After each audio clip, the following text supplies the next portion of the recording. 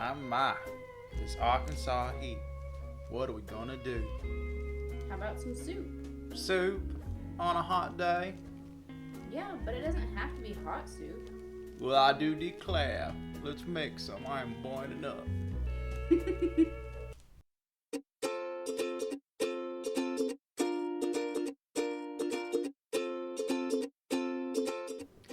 Alright guys, so today we are going to attempt to make some gazpacho. Attempt is the word. Attempt. So if you don't know, gazpacho is a soup from Spain that they actually eat during the summer. Now, honestly, we don't think of soup as being a summer food, but as that Southern Belle said in the beginning of our video, it is getting pretty warm here in Arkansas, and so we think that it's a fun time to try and make this. This recipe is actually made with the channel that we borrowed it from. Is actually the person is in Spain. And if you didn't know, during college I lived in Spain for a summer, and so that's when I first heard about this soup and I fell in love with it because they do get very hot. And I lived in the southern part of Spain known as Andalusia, and that's where the channel from Spain on a Fork is from, where we got the inspiration for today's video.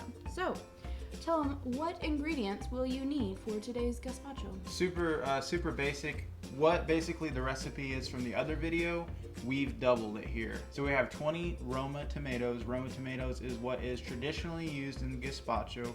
I imagine that it's probably a tomato they have quite a bit of in that area. So then we have 2 bell peppers. We have 1 white onion, which will be used for garnish. It does not go into the blender to be blended. We have 1 cucumber, which he said a small cucumber. I got 1 large one. You're gonna peel it. Don't put the peel in, so it'll be just the cucumber peeled. And then we're gonna use 2 large cloves of garlic.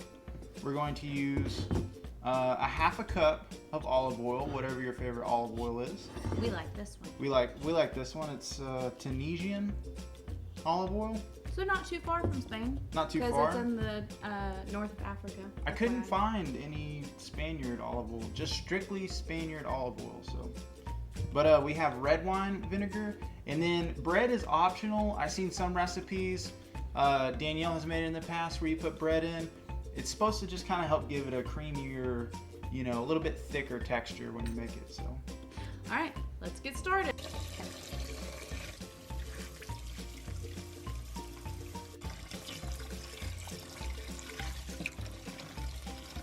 Veggies are washed. Now what are you doing? So what I'm going to do is I'm going to cut the top off of the bell pepper like this. You've got the seeds in the inside. Danyell says to cut it in the middle, and then to, it wasn't as neat.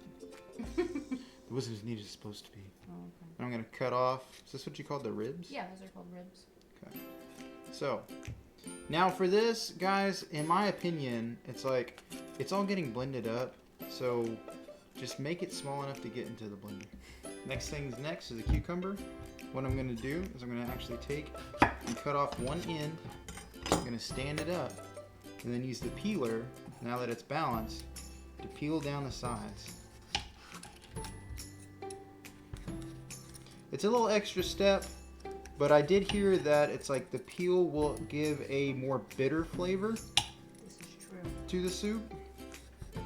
So that's why people choose to remove it. Oh. Didn't get it. Both of you already got yours. There you go. Hey, got it. So I'm going to go ahead and add half of the water now. Give it a little bit of a blend and kind of let it, get down. And then get down with the get down. But then we'll go back and put in the tomatoes on top.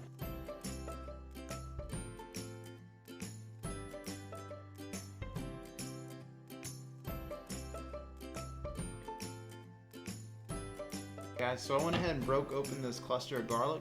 This is a 1 clove.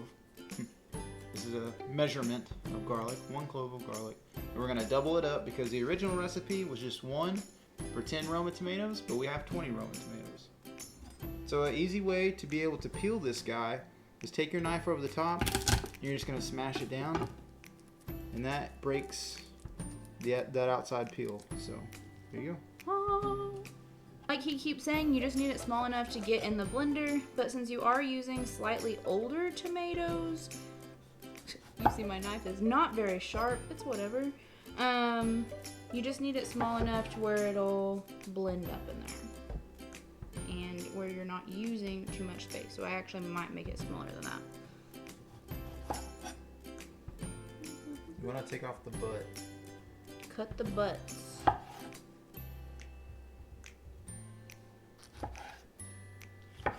Alright, we'll show you when we're ready to blend it. Finally have all those tomatoes in there, so it's time to add the other liquids, and then you're just going to let this baby blend for a very long time. We double checked, and what he originally said in the video was sherry vinegar, but we're using red wine vinegar instead. So the original recipe calls for 1 teaspoon, so we're gonna add 2. And then we are going to add it's supposed to have a 1/4 cup of olive oil, so we're going to add 1/2 cup. We may or may not have enough in here, but we shall see. Just enough. Ooh, ooh, ooh, ooh.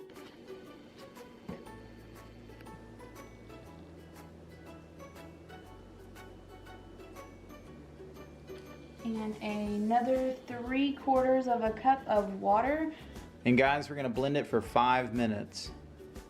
Just to make sure that all the little chunks and pieces of the vegetables get all broken down.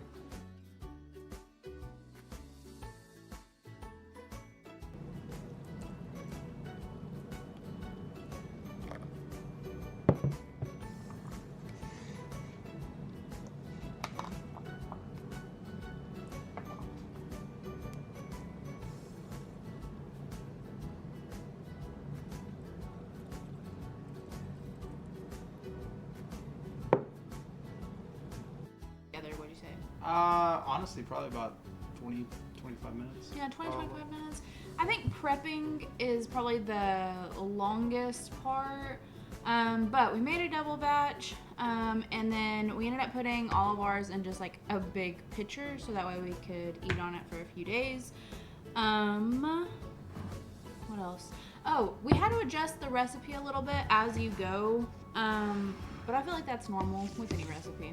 Yeah, so we ended up actually, once we blended everything up and tried it, we thought the flavors were still really subtle, and we hadn't added any like salt to bring out the flavor. So we added 2 more small cloves of garlic. We added 2 more teaspoons of the vinegar, and then we added another 1/2 cup of olive oil. So, and with a generous amount of salt, which salt is to taste, so it's like everybody's different on that. So. And then more bread. And more bread. We added more bread to make it a bit creamier. Yeah, so you garnish the top of it with, I've always had it with diced cucumber, but the video that he saw from the Spain on a fork or Spain on a spoon, as we're doing, they used white onion and then croutons and then some more olive oil to drizzle on top. All right. All right, ready to taste it? Yeah. Get a little bit of the onion. See if it's better than our last batch. Don't gotta blow on it. It's really good. I really like it with the onion.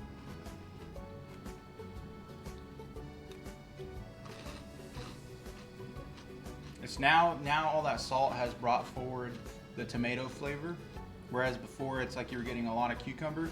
Cucumber has an insanely strong flavor compared to the other flavors in here, which I didn't think was going to be a thing. I think the drizzle of olive oil on top seemed excessive at the time, especially because of how much olive oil we put in it, but I definitely think it's necessary to get that at the forefront of the bite. And the croutons on top, we just used bag croutons. Obviously you can make your own, but the croutons we used have like a buttery flavor to it, and all together it just comes really smooth and creamy and just amazing for this hot Arkansas weather. I'm just gonna keep eating now because this is really good. It's really taking the heat off. All right, well, we think you guys should give it a try. Thank you guys for watching so much. Be sure to like and subscribe, and be sure to go like our Facebook page for more of our shenanigans. All right, guys. Until next time, on Breaking Berries with the Barkers. Whoosh.